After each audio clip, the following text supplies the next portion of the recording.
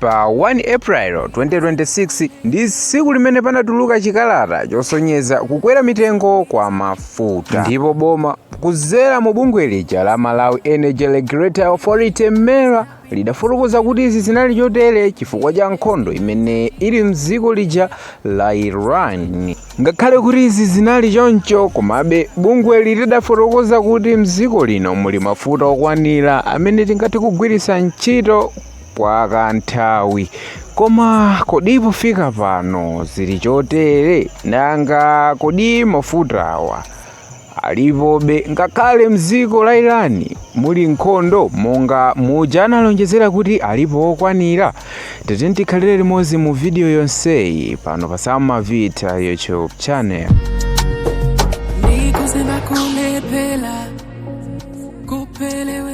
Pano dziko la Malawi ndi limodzi mwa mayiko amene agwedezeka chifukwa cha kusowa kwa mafuta, ndipo anthu ambiri akuvutika m'mizere italiitali imene ikupezeka malo oyikira mafuta a galimoto.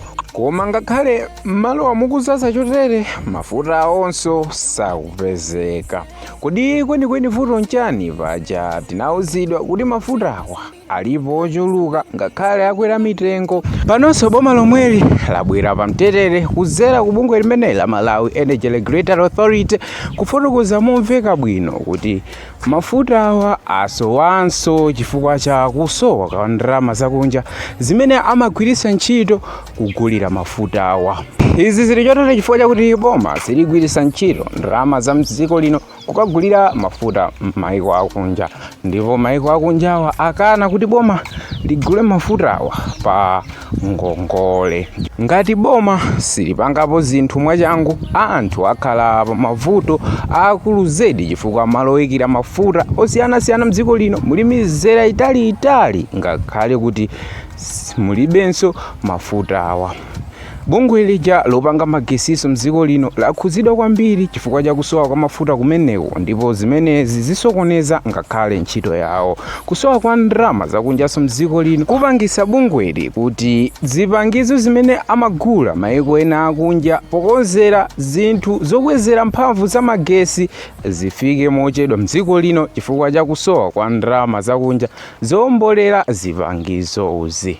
Tatiyeni timvere zambiri mu ripoti losatirali.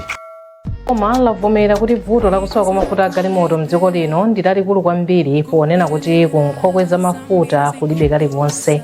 Nduna zofalitsa nkhani Shadrack na Malomba yauza zodera kuti kupatula nkhondo ya ku Iran yomwe yachititsa kuti mafuta asowe chonchi, boma lilibe ndalama zakunja zoti lingagulire mafuta chifukwa ogulitsa mafuta kunjako akufuna ndalama osati kutenga mafuta pa ngongole.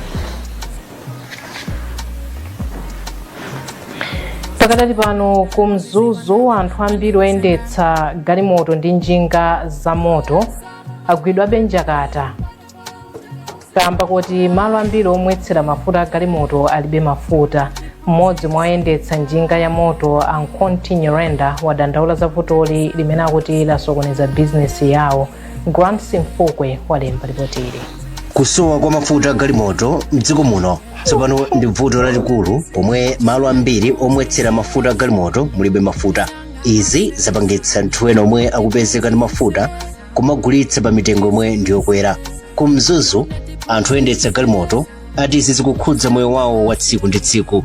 Mwachitsanzo, Ankonti Nyirenda omwe amayendetsa galimoto msewu wa Mzuzu Nkhatape ati tsopano akugula mafuta pa mtengo wa 10,000 kwacha pa lita kwa anthu omwe ndosavomerezeka black market. Zatikhuza ngati ife ochita malonda, popeza ife ochita malonda anjinga za moto ndi amagalimoto ndi amene timayimwirira ngati Malawi, timanyamula anthu kumasiya mzipatala, timayenda nawo uku ndi uku. Koma kusowa kwa mafuta ndi kuti zinthu zonse zayi. Oyendetsa galimoto wina Manfred Kasambwe wati vutoli silikukhudza iwo okha komanso lakhudza chuma cha dziko lino, potengera kuti mafuta amatenga gawo lalikulu pakayendedwe ka chuma cha dziko lino.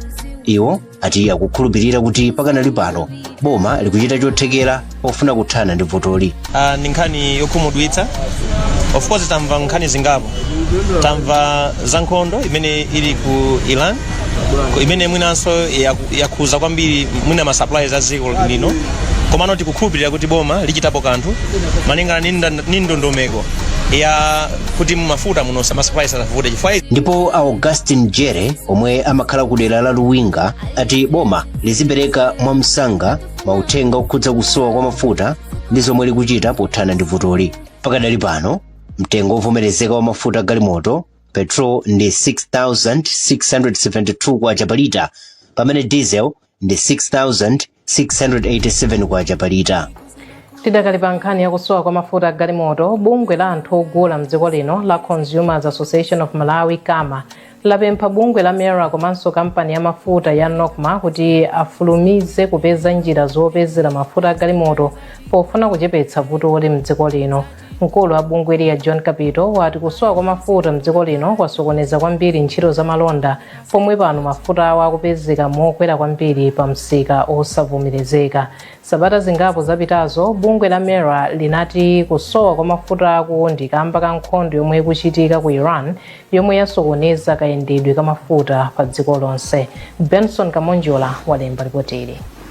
Vuto la kusowa kwa mafuta galimoto mdziko lino tsopano lafika posauzana pomwe madera ena monga mboma la Nkhotakota pafupifupi malonso omwetsera mafuta mulibiretu. Asetifano Zulu omwe amayendetsa njinga yakabaza ati pano kuti apeze mafuta awa ndi vuto likulu kwambiri kamba kakuti mbomali mulibe mafuta ndipo akapezeka pa msika wa black market akumagula pa mtengo wa 14,000 pa lita imodzi. Ambiri amavutika mayendedwe chifukwa ya vuto la mafuta. Chifukwa mafuta awo amachokera kutali mawangati kusalima ndiye kusalima akavuta tumapita ku Lilongwe ndiye transport yokha patilowera ulo 100 chakuti 1000. Mkulu wa bungwe la anthu ogula mdziko lino la Consumers Association of Malawi KAMA a John Kapito ati pano akambirana ndi mabungwe monga MERA komanso NOCMA kuti awafotokozere zomwe akuchita pofuna kuti vuto lilithe mdziko lino. Pempha makamaka MERA ndi NOCMA kuti atayesesa kupeza njira zabwino zofulumira kuti atipeze mafuta ayambe kupezeka mdziko muno. Mafuta akayamba kupezeka ndiye kuti ku black market kuchakutinanso mafuta. Posachedwapa bungwe la Malawi Energy Regulatory Authority MERA linati vutoli ndi kamba ka nkhondo mdziko la Iran yomwe yasokoneza kayendedwe ka mafuta pa dziko lonse. Malo mwa Zodiac ku Nkhotakota ndine Benson Kamonjola. Ngati kuti vuto la mafuta galimoto silinakwane, Amalawi ayembekezere kupitirira kwa vuto la magetsi chifukwa cha kuonongeka kwa makina kumalo opangira magetsi ankula komanso kusowa kwa mafuta komwe kukupitirirabe kusokoneza ntchito yopanga magetsi.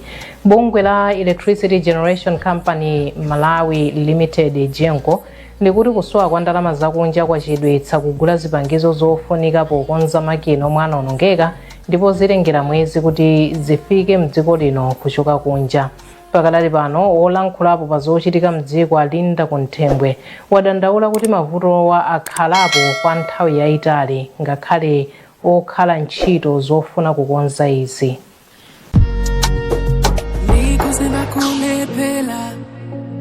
Kupelewera zambiri zikudusa koma ndiye ndikuluza.